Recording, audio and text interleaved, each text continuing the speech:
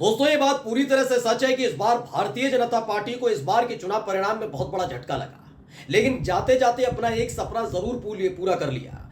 दरअसल केरल में आज तक भारतीय जनता पार्टी का कोई भी सांसद चुना नहीं गया था। तो आखिरकार केरल में ये एक सीट बीजेपी के खाते में गई, त्रिशूर सीट।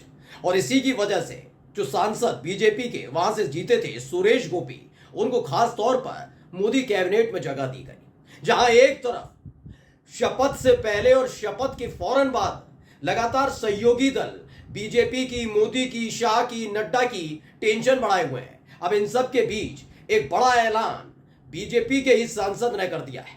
वही सांसद जिन्हें मोदी कैबिनेट में शामिल कराया गया, शपथ दिलाई गई, उन्होंने साफ साफ इनकार कर दिया है वो किसी भी कीमत पर मोदी सरकार में शामिल नहीं होंगे। जी हां, ये अंदर खाने से जैसे ही आवाज उठी है वैसे पूरे देश में और खासकर दिल्ली में हड़कंप मच गया है। नमस्कार, मैं हूं प्रज्वल गौतम और आप देख रहे हैं टाइम्स एक्सप्रेस।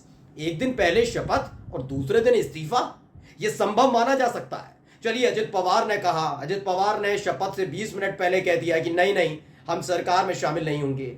उससे पहले 1 घंटे पहले जनसेना पार्टी ने कह दिया नहीं नहीं, हम बाहर से समर्थन देंगे।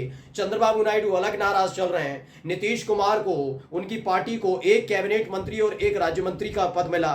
लेकिन इन सब के बीच किसी ने सपने में नहीं सोचा होगा कि मोदी जी को अपनी ही पार्टी के में बगावती सुर सुनने पड़ेंगे। यही हुआ है। पहले खबर पढ़ लीजिए क्या लिखा हुआ है। खबर है आज तक ने छापी, कल शपथ ली, आज मंत्री पद छोड़ना चाहते हैं केरल के इकलौते बीजेपी सांसद सुरेश। बताइए वजह, बताइए क्या वजह, बताइए वो पहले मैं आपको बताने जा रहा हूं। देखिए क्या लिखा है। केरल से भाजपा के पहले सांसद सुरेश गोपी, जिन्होंने रविवार को केंद्रीय राज्य मंत्री के रूप में शपथ ली थी, उनके मंत्री पद छोड़ने की संभावना है। शपथ ग्रहण समारोह के बाद दिल्ली में एक क्षेत्रीय चैनल से बात करते हुए उन्होंने कहा कि उन्होंने मंत्री पद नहीं मांगा है। उन्होंने कहा मैंने मंत्री पद नहीं मांगा है और उन्हें उम्मीद है कि उन्हें जल्द ही पद से मुक्त कर दिया जाएगा।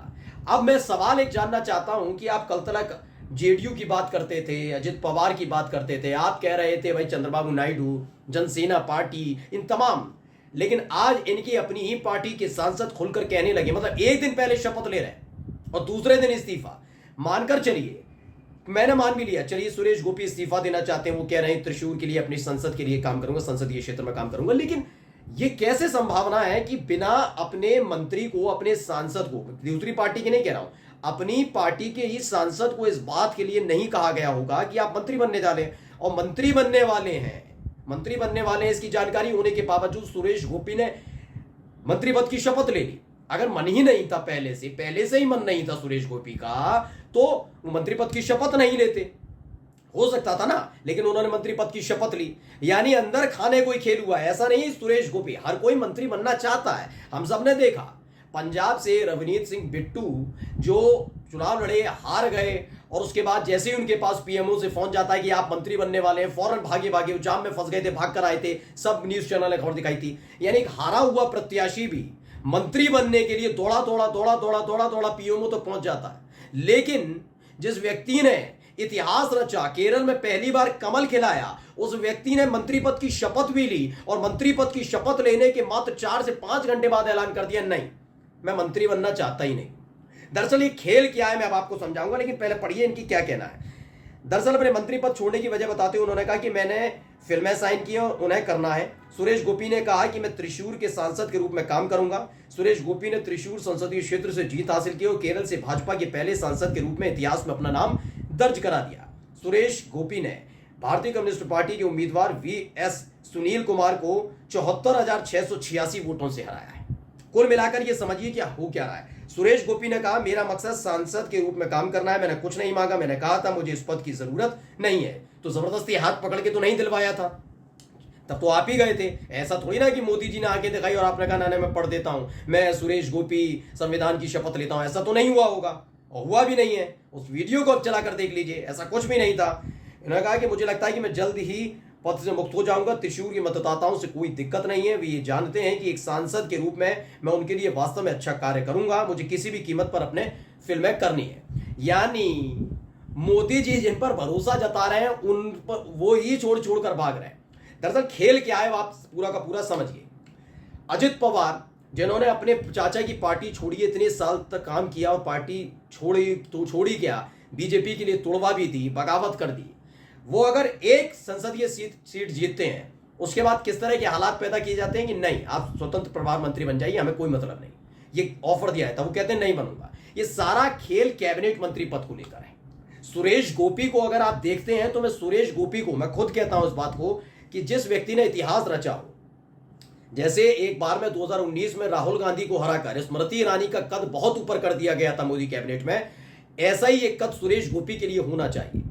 क्योंकि चाहे वो जनसंघ हो, चाहे वो बीजेपी हो, चाहे वो अटल अडवाणी वाली बीजेपी हो या मोदी शाह वाली बीजेपी 10 साल तक हो, इसमें आज तक का रिकॉर्ड है कि केरल में कमल कभी खिल नहीं पाया।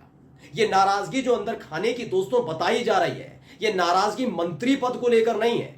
ये नहीं कि वो मंत्री बनना नहीं चाहते, वो मंत्री बनना चाहते हैं, लेकिन उनको जिस तरीके से सिर्फ राज्य मंत्री बनाकर छोड़ दिया, जबकि उन्होंने ऐसा इतिहास रचा है जो इतिहास ना मोदी रच पाए, ना शाह रच पाए, ना अडवाणी रच पाए, ना अटल रच पाए, ना जनसंघ का कोई नेता रच पाया। केरल के अंदर कमल खिलाना अपने आप में एक बहुत बड़ा अजूबा है दोस्तों। उसके बावजूद सुरेश गोपी को एक झुंझुना पकड़ा दिया गया कि आप बन जाइए राज्य मंत्री, और ये नाराजगी उसी से जोड़कर देखी जा रही है। पहले मैं लिस्ट में उनका नाम दिखा देता हूं दोस्तों। देखिए, बीजेपी की तरफ से जो राज्य मंत्री हैं उसमें उनका नाम है, पहला नाम इन्होंने आज तक ने छापा कि जितिन प्रसाद हैं, श्रीपद शयू नाइक हैं, पंकज चौधरी हैं, कृष्णपाल गुज्जर है, नित्यानंद का नाम है, मतलब बहुत सारे नाम है। तो यहां पर 12वें नंबर पर सुरेश गोपी का नाम लिखा हुआ है, यानी इन्हें सिर्फ राज्य मंत्री बनाया गया। इन लोग जो बाकी के नाम है, चाहे वो एसपी सिंह बघेल हो या आशीर्वाद प्राप्त है, इन्होंने कोई बहुत बड़ा करिश्मा नहीं किया।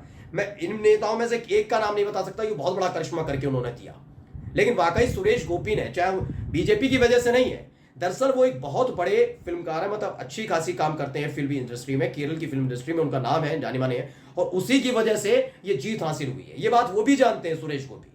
तो सुरेश गोपी इस बात को जानते हैं कि बीजेपी के उम्मीदवार के तौर पर अगर मैं केरल में उतरता तो जीत छोड़िए जमानत तक जब्त हो जाती। ये सुरेश गोपी का अपना प्रभाव है कि केरल के अंदर बीजेपी का यानी कमल खिला दिया, बीजेपी का झंडा बुलंद कर दिया, और उसके बावजूद उन्हें मिल क्या रहा है?